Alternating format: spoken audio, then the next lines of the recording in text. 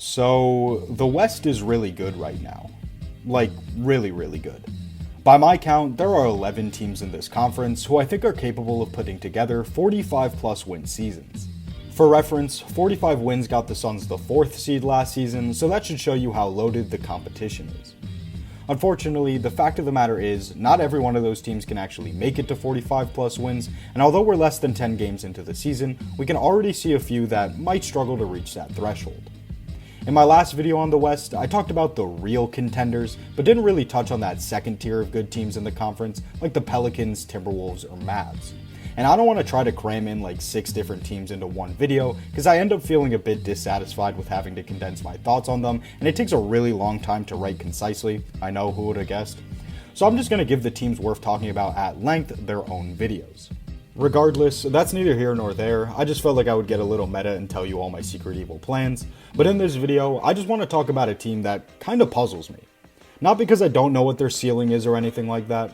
I'm just more so confused at what their place is in the NBA's wild, wild west. So the subject of discussion for this one is the Los Angeles Clippers, who have been at the center of the latest big trade in the NBA. That being said, I'm going to hold off on my thoughts on the Harden trade until towards the end of the video and first talk about the pre-existing roster. The reason I want to talk about the Clippers, specifically before I talk about any more Western Conference teams, is because they exist in an in-between state where it seems wild to lump them in with some of the other teams lower in the standings, but at the same time, we all know why they aren't in the same conversations as the rest of the West's contenders.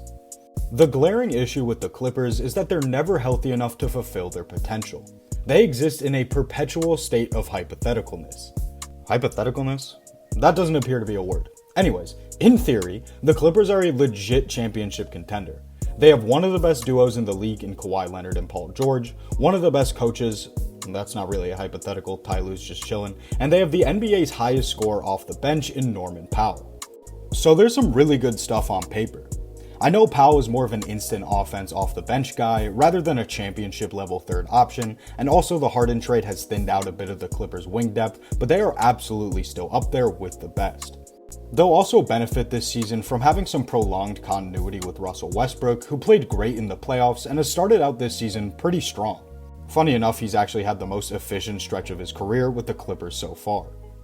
Other than that, there's Ivica Zubac, who's nothing spectacular, but is a decently underrated center, and they kept Mason Plumlee, who I think is at least a net positive. Plumlee's kind of weird because he's definitely a clear step below the average starting center, but can also do a lot more than the typical backup 5. Off the bench, he should be fine for them. As I mentioned, they lost some pieces in the Harden trade, but let's be real, how much is to be expected from Nick Batum or Marcus Morris Sr. in a deep playoff run? So overall, the Clippers have decent guard depth with Russ, Harden, Bones Hyland, Norm Powell, and Terrence Mann, who for some reason the Clippers front office view as untouchable, but whatever. They have decent forward depth with PG, Kawhi, T-Man, PJ Tucker, who was also acquired in the Harden deal, and Amir Coffey, who's consistently been at least a 10 to 15 minutes per game contributor, but has barely played so far this season, so we'll have to see on that front. And then they have Zubac and Plumlee for bigs, as I said, as well as PJ Tucker, who we know has played a fair bit of center in his career, in case the Clippers want to go small. So yeah, there's really not much else to say. I admittedly haven't watched a lot of Clippers basketball yet this season, but from what I have seen, they've had a solid start. No glaringly bad performance yet, where you go, yikes, I gotta keep my eye out on that. One thing I can say is that Paul George has been playing off of his rocker so far, which is sick. As a PG stan, I'm thriving. I know it's not sustainable, but 51% from 3 on like 8 attempts per game? Yeah, I'll take that any day of the week.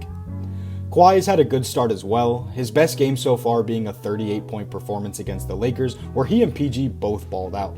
And if PG doesn't foul out late in the fourth quarter, they could have won that game and started out 4-1, which, while not much different at all from 3-2, certainly looks a lot better. But yeah, I'm praying that Kawhi and PG are able to stay healthy throughout the season, and more importantly the playoffs. Despite the trade and despite any amount of depth, this roster's ceiling and floor are completely defined by their availability. All of this brings us to the addition of James Harden, who I think has the potential to raise this team's ceiling to undoubtedly a title contender. If there's one thing that the duo of Kawhi and Paul George needed, it was a proper table setter in terms of playmaking, and ideally it would be a player who also has their own scoring gravity to additionally make things easier on them. In theory, Harden brings both of those things. His transition into one of the best playmakers in the league over the past few seasons has set him up perfectly to be a championship-level point guard at this stage of his career. I know he's put up high assist numbers since he left OKC, but I think the variety and complexity of the passes he makes now far surpasses the types of assists he was making in the Rockets' offensive system, where he had the ball like 100% of the time and generated a lot of the same looks for his teammates. The biggest point of contention with Harden is what version of him you'll be getting. I think it's fair to expect the level of play he had last season, and considering the charade all involved parties went through to get him where he is, I'd like to think he'd be inclined to play with some effort, and that goes for both ends of the floor. So overall, I think this was a really good trade for the Clippers. They gave up like 1.5 good contributors worth of players, as well as a couple second round picks and a first round pick swap. If I'm not mistaken, the Clippers don't have many future picks that are actually theirs, and there is a pretty limited window remaining with just about everyone on the roster, so things could potentially get pretty ugly in the late 2020s if they've entered a rebuilding phase, but as far as a move that maximizes your championship core's potential, I think this was absolutely a trade the Clippers needed to do. So far this season, they have the 5th best defensive team rating and the 4th best offensive rating. Whether or not they keep those rankings is a different story, but being a top 10 offense and top 10 defense are usually hallmarks of a championship contender. Which, again, we've known for a while it's about this team's health, but either way, it's a promising start for the Clippers. I think I'll have more to say once a bigger chunk of the season has gone by, and we've especially been able to see what James Harden brings to the team, not just in theory but in practice. Of course, injuries are going to remain this team's biggest questions, particularly as it pertains to Kawhi and Paul George, who this team can't win without. But as I've said, that's a by-chance thing, so you can only really go off of how the players are at the moment. And assuming they're good, the Clippers would be a top 6 seed without question during the regular season and could easily make a conference finals run.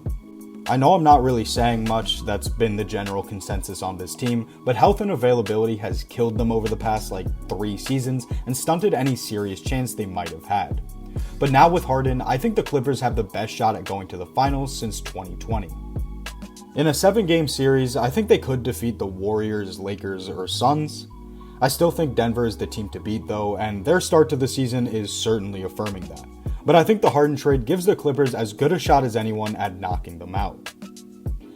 Well, that's about all I've got for this one. I'm excited to watch more Clippers games this season and see if they can at the very least be healthy and have a fair shot in the playoffs. Nothing's worse than a team with lots of potential being crippled before April even comes around. But with that being said, I hope you enjoyed this video. Thank you all so much for watching. If you made it this far, I really appreciate you and would additionally ask for the favor of giving this video a like. It helps a lot in the YouTube matrix, so it would mean a lot if you took that extra step. Either way, I'll be back soon, but until then, take care.